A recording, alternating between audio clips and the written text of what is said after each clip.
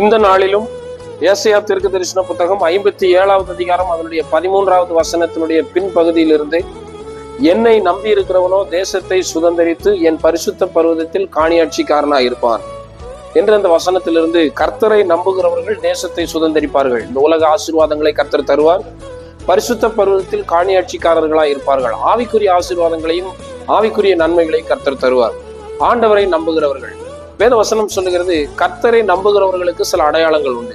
இந்த இடத்திலே அதனுடைய 57:11 கர்த்தரை நம்பாதவர்களுடைய அடையாளங்கள் சொல்லப்பட்டிருக்கிறது. ஒன்று, பொய் சொல்லுகிறவர்கள். பொய் சொல்லுகிறவர்கள் கர்த்தரை நம்பாதவர்கள். கர்த்தரை நினையாதவர்கள் கர்த்தரை நம்பாதவர்கள். கர்த்தருடைய சமூகத்திலே அவரை மனதிலே வைக்காதவர்கள் கர்த்தரை நம்பாதவர்கள். அதே போல கர்த்தருக்கு பயப்படாதவர்கள் கர்த்தரை நம்பாதவர்கள். நாம் அப்படி இராமல் கர்த்தரை நம்பி உண்மையா இருப்போம். கர்த்தருக்கு பயந்து காரியங்களை செய்வோம். கர்த்தரை மனதிலே வைத்துக் கொள்வோம்.